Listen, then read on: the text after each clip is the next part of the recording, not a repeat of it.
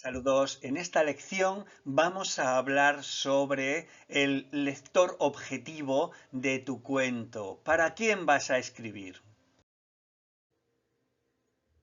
En la lección anterior te pedí que escribieses para lectores de tu edad, ¿verdad? O como si quisieras escribir tu historia para ti mismo, que escribas lo que te gustaría leer. Vale, pues te sigo recomendando esto y ahora te voy a explicar cómo tienes que hacerlo. Pero es verdad que se puede escribir para gente de diferentes edades y entonces en la lección, si tú tienes interés o curiosidad por saber cómo debes escribir para lectores de diferentes edades, en la lección tienes esas características que tiene que reunir tu cuento dependiendo de si escribes para más gente más mayor o gente más joven o incluso para niños muy pequeños, ¿vale?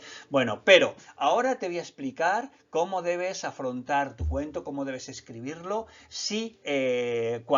para escribir para gente de tu edad. Y como ya te he dicho, tienes que escribir con tu lenguaje natural, con tu vocabulario habitual. No busques palabras extrañas que obliguen a tus lectores a estar con un diccionario en una mano y con tu libro en la otra. Eso es una pesadilla. A nadie le gusta estar buscando en el diccionario palabras raras. Un buen escritor no utiliza palabras raras, utiliza palabras que todos podamos comprender.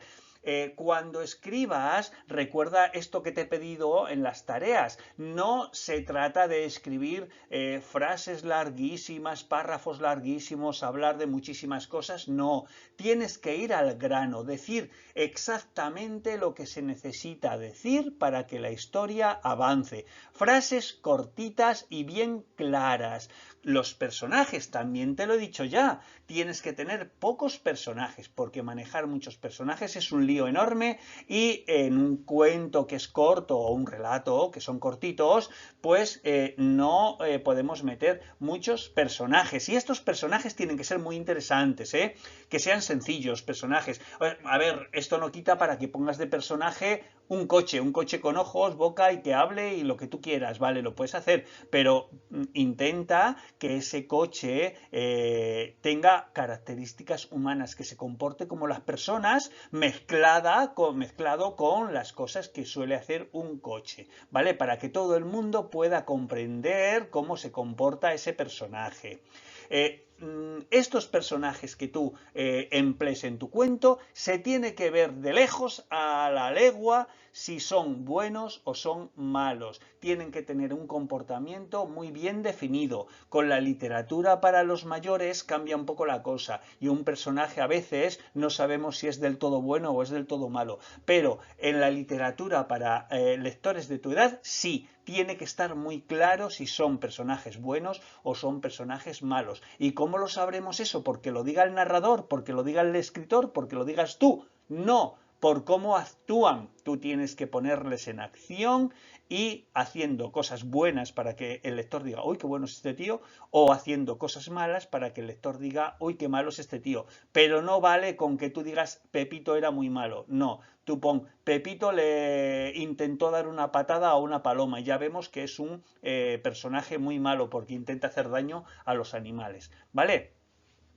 Los temas que utilices en tu cuento tienen que ser temas que conozcas, aunque luego sea una historia de fantasía, pero temas que conozcas, por ejemplo, el colegio, la familia, los amigos, las cosas que te pasan habitualmente, las vacaciones, bueno, pues los viajes, todo este tipo de cosas, aunque luego tú le des un carácter más de fantasía o de misterio o de lo que tú quieras, pero no hables de cosas que no comprendes, como por ejemplo cómo funciona una historia dentro de una central nuclear. Si no sabes cómo funciona una central nuclear, pues no te metas en ese jaleo porque los lectores se van a dar cuenta de que no sabes de lo que estás hablando.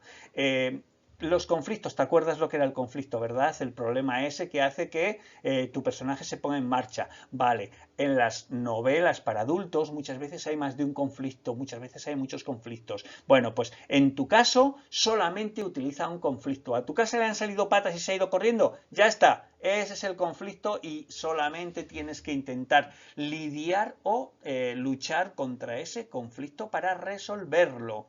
Y luego, es muy importante que los personajes que tú tengas en tu cuento hablen entre ellos, tengan interacción, se relacionen, es decir, que tienes que utilizar los diálogos. Y al final, cuando todo se resuelva, estaría bien que esos personajes hayan aprendido algo. No puede ser que un personaje pase por la historia, le pasen muchas cosas buenas y malas y al final esté igual que al principio. No, tiene que haber aprendido algo. Por eso, al final de tu cuento, estaría bien si destacas qué es lo que ha aprendido tu personaje. Bueno, y al final Pepito se dio cuenta de que tenía que cepillarse los dientes todas las noches para no tener bichitos en los dientes. Bueno, pues algo así, ¿vale? Algo como tú quieras contarlo y relacionado con tu cuento, evidentemente.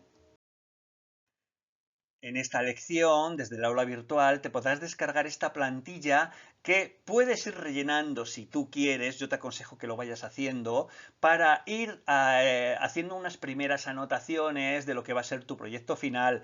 Pues a medida que vayas avanzando por las lecciones, tenla siempre presente, tenla en una carpetilla, en tu cuaderno, donde tú quieras, y puedes ir anotando lo que van a ser las ideas principales para tu proyecto final, para tu cuento final, ¿vale?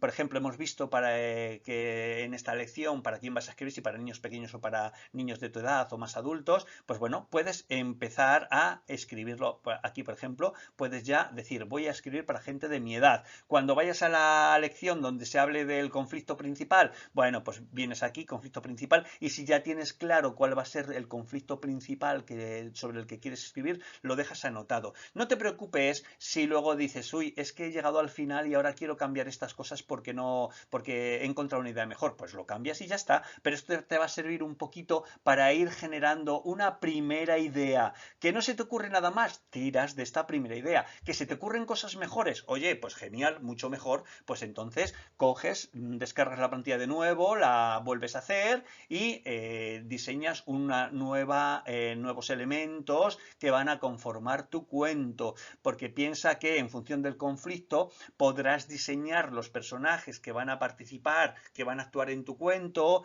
y el tipo de narrador también es importante porque te puedes poner a ti de protagonista o puedes poner a quien tú quieras de protagonista, a un personaje cualquiera, y diseñar todo en función de ese conflicto principal o de los personajes que tengas. Así que bueno, te invito a que descargues esta plantilla y la vayas haciendo.